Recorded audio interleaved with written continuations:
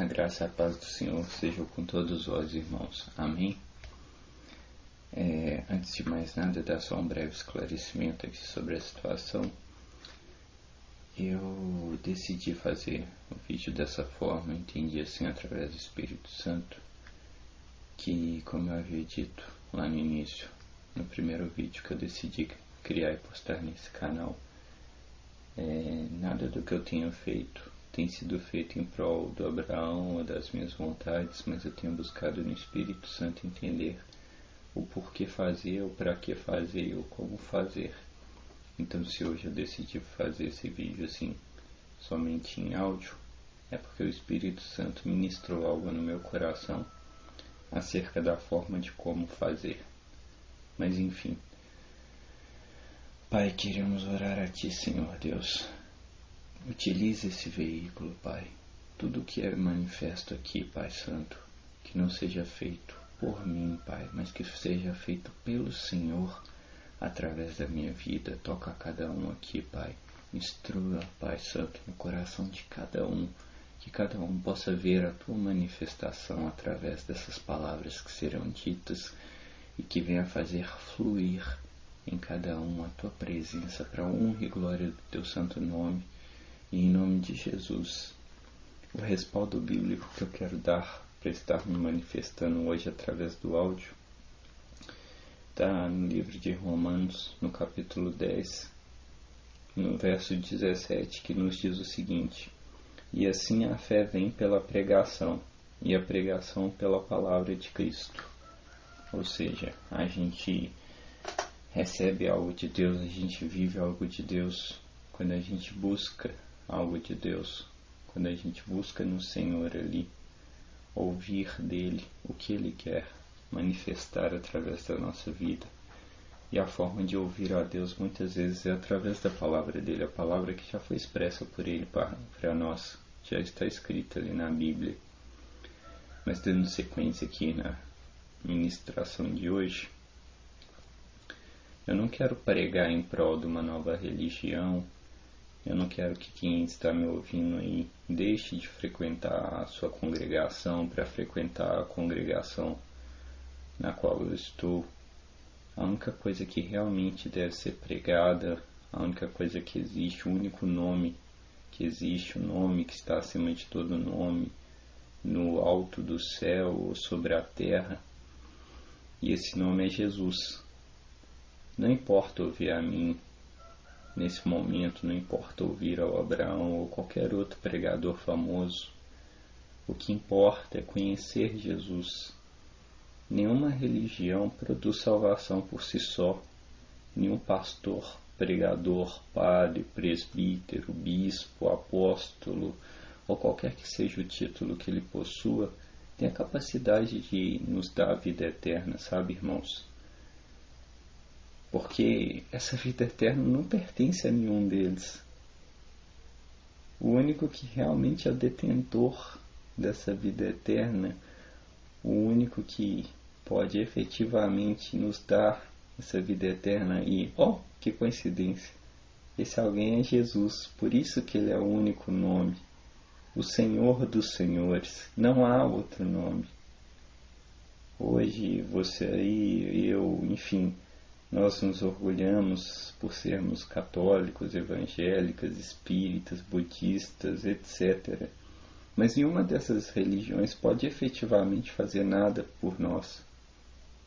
Tudo isso são apenas preceitos, são dogmas, sofismas criados pelo coração do homem. Deus nos deu alguns padrões, algumas ordenanças, tipo ungir os enfermos. Daí nós criamos o preceito de que alguém só pode ser curado através do óleo. A gente entende ali que, conforme que diz na palavra, orar no quarto em secreto, de joelhos. Aí a gente cria uma religião baseada no qual agora nós só podemos orar a Deus ajoelhados. Deus só nos escuta quando a gente está de joelhos. Jesus não é apenas o cara que morreu na cruz ou que curou enfermos.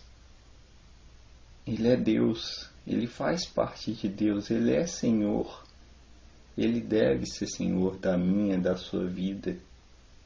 Ele deve ser Senhor das nossas vidas.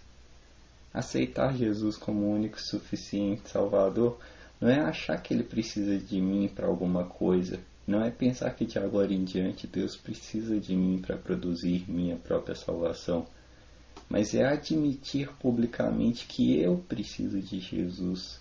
Que eu não posso, não devo e não quero viver sem Ele todos os dias da minha vida. Gente, entendam isso, entendam. Um pregador não pode fazer isso por vocês. Pregador nenhum consegue te levar diante de Deus. Isso é função do Espírito Santo. E olha que incrível. Quem nos enviou o Espírito Santo? Jesus. Ele foi para junto do Pai, para que o Consolador, o Espírito da verdade, viesse a nós. Jesus.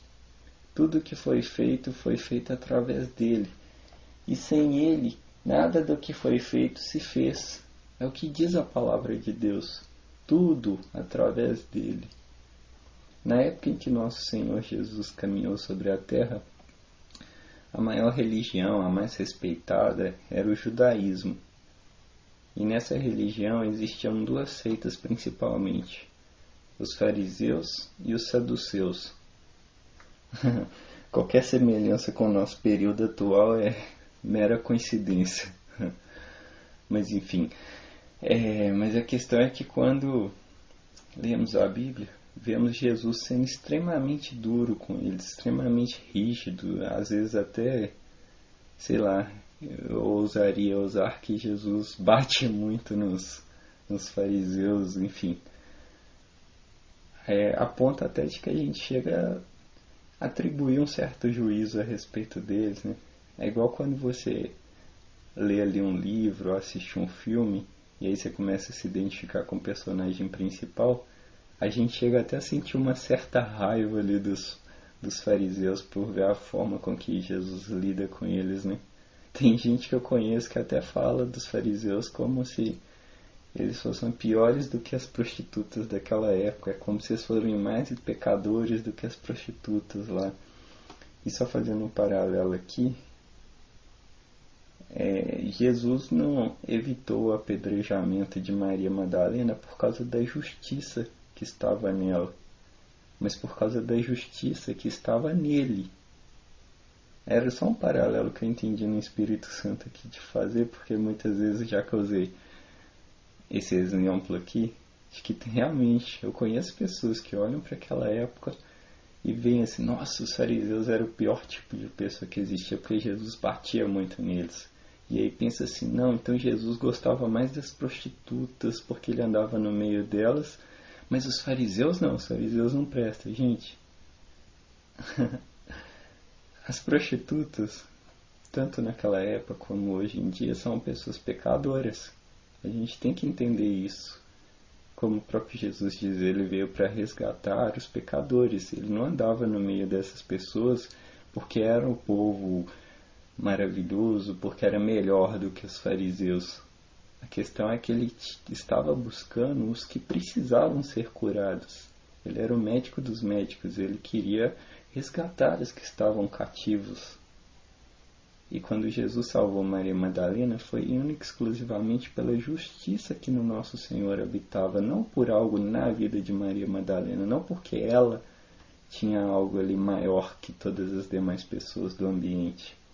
Mas enfim, dadas as devidas explicações, eu posso ouvir um aleluia? Glória a Deus. Mas continuando aqui, mas o judaísmo, se a gente for analisar, era a religião mais pura. É a religião mais próxima dos preceitos estabelecidos por Deus. E aquilo, aos olhos do mesmo, era apenas imundície.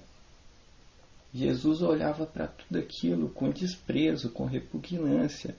Homens que se dedicavam fielmente à sua religião, mas que não tinham coração em Deus. A ponto do próprio Jesus declarar que dentre os nascidos de mulher, João Batista era o maior homem que existia. João, um excêntrico que morava no meio do deserto. Enquanto que os fariseus, que segundo a palavra davam dízimo até do cominho e das hortaliças, eram vistos como, pelo próprio Jesus, né, maus, raça de víboras. Ou seja, diante dos olhos de Jesus, aquele povo ali não era o povo realmente de Deus. E olha que eles praticavam a religião ali, que seguia todos os preceitos estabelecidos por Moisés. Pensa um pouco nesse cenário. Dá o dízimo do cominho e das hortaliças. Vamos ser honestos aqui, né? Quem de nós dá, analisa tudo que tem nas suas mãos ali, cada recurso? Imagina você contar cada moedinha que já passa pela sua mão, cada planta que tem no seu quintal ali, e dizimar baseado nisso tudo, ofertar baseado nisso tudo. Eu conheço muitas pessoas, muitos de nós, eu mesmo já tive muita dificuldade com isso, e glória a Deus por isso o Senhor tem me transformado a cada dia. Muitos de nós questionamos até se o dízimo, os 10%, o qual nós devemos dar, é sobre o salário bruto ou sobre o salário líquido. O que dirá contar cada coisa que a gente possui para dizimar em base daquilo, ofertar. Então, quando a gente julga os fariseus, é como se a gente estivesse julgando assim, a pessoa que no nosso meio hoje é a pessoa mais religiosa, mais fervorosa dentro da religião, a gente estivesse falando mal dessa pessoa, a gente estivesse atribuindo a ele ali algo que... Bom, enfim. Eu não quero, como eu mencionei aqui, estabelecer uma nova religião onde a gente seja mais rigoroso com relação às ofertas, o que a gente tem que levar diante do gasofilácio. Não é sobre isso aqui que é o intuito. A questão é que é simplesmente entender que a religião por si só não vai produzir nada. Como o próprio apóstolo Paulo nos diz em Romanos 14, tudo façamos com fé, para a honra e glória de Deus. Portanto, nosso objetivo não é sermos fervorosos ou gigantes dentro de uma religião, mas sim grandes no relacionamento com Cristo. E como nós criamos, mantemos e ampliamos o nosso relacionamento com Ele, com Jesus, só tem um jeito, irmãos. Através do Espírito Santo. O Espírito Santo é a chave para tudo. Ele é a ligação entre nós e Deus. Ele é a ligação entre nós e Jesus. Ele é a ponte que foi restaurada por Cristo através da morte e da crucificação. E qual que é o acesso que a gente tem ao Espírito Santo? Como que a gente acessa o Espírito Santo? Se eu falei que ele é a chave que nos liga a Deus, então como que eu consigo acessar, ter essa comunicação com o Espírito Santo? Qual que é a porta que deve ser aberta para que eu consiga ter esse acesso a Ele? Essa porta se chama oração. Pode parecer algo bobo, algo assim banal, mas essa é a forma que eu tenho de me comunicar com o Espírito Santo, e que, por sua vez, o Espírito Santo leva a minha oração até Deus, até Jesus, e que Jesus interceda por mim ao Pai. Pensa comigo aqui. Como que eu estabeleço um relacionamento com alguém? Partindo do pressuposto, e nós temos que entender isso, talvez algum outro vídeo, se for da vontade de Deus, eu posso falar um pouco mais sobre isso, mas nós temos que entender que o Espírito Santo é sim uma pessoa. Mas enfim, só para dar sequência aqui, partindo do pressuposto que quando eu quero me relacionar com alguém, eu tenho ali algo que eu tenho que fazer. Se hoje, por exemplo, eu quisesse passar um momento agradável com a minha noiva ali, qual que seria a primeira coisa que eu faria? Eu pegaria, por exemplo, o meu telefone, ligaria para ela e a convidaria, não é? Vamos fazer algo hoje à tarde, vamos sair, vamos ficar aqui em casa, vamos em algum lugar, enfim. E aí a parte interessante, né? A minha noiva, por ser alguém de carne e osso, pode ter vários motivos para estar indisponível. Ela pode falar que hoje tem uma tarefa que ela precisa fazer, que não dá. Ela pode estar cansada, enfim. Já o Espírito Santo não. Ele atua em escala de 24/7, 365 dias por ano. 366 dias se a gente considerar o ano bissexto, né? Mas enfim. Ou seja, ele nunca vai estar indisponível. A propósito, eu preciso encerrar esse momento aqui com uma reunião, uma call, como dizem hoje em dia, né? Entre nós e ele, entre nós e o Espírito Santo. Eu preciso fazer com que vocês entendam como é esse alinhamento com o Espírito Santo. Mas só para finalizar aqui o que eu ainda preciso dizer, o que ainda preciso expressar, que é o seguinte, vocês sabem qual que é a diferença entre um pregador e um professor? É que basicamente o professor, ele vai pegar ali para te explicar coisas externas. Ele vai pegar ali para te ensinar algo novo. Ele vai pegar ali, por exemplo, imagina um professor de matemática. Ele vai trazer para você o conhecimento de algo que você ainda não possui, algo que você ainda não teve contato. Ou seja, ele vai pegar algo de fora e colocar em você, vai te introduzir algo. Ele vai pegar um conhecimento ali, por exemplo, de que números, um determinado número mais outro determinado número vai resultar num valor divergente. Essa é uma informação completamente nova, essa é uma informação que está sendo produzida ali no ambiente externo e ele vai tentar introduzir essa informação em você. Então, muitas vezes a gente tem dificuldade para assimilar isso, porque a gente tem que permitir que aquela informação seja introduzida na gente. Mas já o pregador não, ele trabalha exatamente na forma reversa. Ele não tenta introduzir nada em você. O pregador, ele vai ter a função, a tarefa de trazer algo que já está dentro de você para fora. Ele vai tentar externalizar um conhecimento que Deus já colocou no seu coração. Ele vai tentar trazer esse conhecimento dentro de você para fora. Por isso que muitas vezes você ouve ali uma pregação e pensa, mas ele não está falando nada de novo. Realmente, a pregação, o objetivo do pregador, ele não é trazer nada de novo. É fazer com que o Deus que já está dentro de você, o Espírito Santo que já habita dentro de você, se manifeste e consolide a informação que está sendo expressa ali, porque não é uma informação nova, mas é uma informação que já habita dentro de você. Até uma circunstância que o Espírito Santo me faz entender, porque tem irmã que ora em Deus assim: Senhor Deus, faça com que o meu marido encontre Jesus. Querida, entende de uma vez por todas, isso não vai acontecer. Porque Jesus não está foragido. Jesus não está perdido por aí precisando ser encontrado. Ele já mora dentro do seu marido. A senhora que ainda não aprendeu a ver ele, né? A senhora que não está conseguindo aguçar os seus olhos espirituais para entender que o seu marido ali já tem no coração dele Jesus habitando.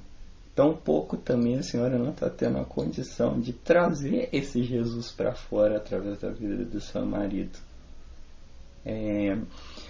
No livro de 1 Coríntios, no capítulo 5, no verso 6, Paulo nos adverte que um pouco de fermento pode levedar toda a massa. Ou seja, um pouco daquilo que estiver em nós pode influenciar todo o ambiente. Também no livro de Mateus, no capítulo 7, versículo 20, o Senhor Jesus nos diz que se tivermos a fé do tamanho de um grão de mostarda, nada nos seria impossível. Portanto, agora a mensagem vou direcionar para a paz, mas o conceito é o mesmo. Portanto, pais, se vocês não estão conseguindo ver Cristo na vida dos filhos de vocês, talvez seja porque vocês não estão manifestando Cristo na vida deles.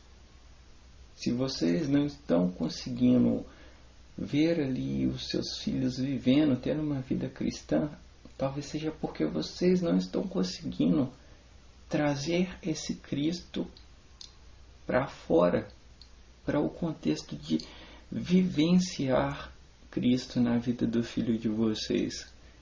Não estou falando que cada pessoa não tem a sua parcela de contribuição para o reino de Deus avançar, mas o meu objetivo como crente não é julgar o outro, não é condenar o outro, não é fazer com que o outro se torne responsável pelas coisas que eu quero, fazer com que o outro passe a ter responsabilidade por aquilo que Deus não manifestou ainda. Mas eu tenho que entender que a minha função aqui é fazer com que o reino de Deus avance. Portanto, eu tenho que tomar as medidas cabíveis para que esse reino avance.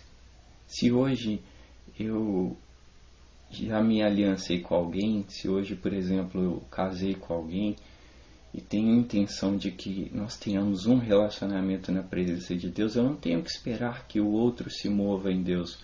Eu tenho que eu me mover em Deus, independente do que o outro está fazendo. Bom, mas para finalizar então, vamos orar. Espírito Santo, queremos te convidar neste momento a fazer parte das nossas vidas. Nós reconhecemos que não temos te colocado em todos os momentos do nosso dia, não temos te buscado em todas as circunstâncias das nossas vidas. E nós queremos, assim como uma ligação que fazemos para as pessoas das quais gostamos, nós queremos iniciar neste momento uma ligação contigo, Espírito Santo. E não queremos encerrar essa ligação, não queremos que haja um momento das nossas vidas nas quais nós estejamos desapercebidos. Se porventura houver algo no nosso dia que venha roubar a nossa mente, por favor, não corte a ligação conosco, não desligue, mas seja insistente em nós para que nós possamos perceber e retomar o quanto antes essa ligação contigo, Espírito Santo. Toca-nos neste momento. Fala aos nossos ouvidos, dirige ao nosso coração, que nós possamos ser completamente guiados e governados por Ti, ó Espírito Santo. Que tudo em nossas vidas seja para a honra e glória do nosso Pai, do nosso Deus, do Senhor Jesus. Que tudo que resida em nós seja em comunhão contigo. Em nome de Jesus. Amém. É o meu pedido, a minha oração nesse dia.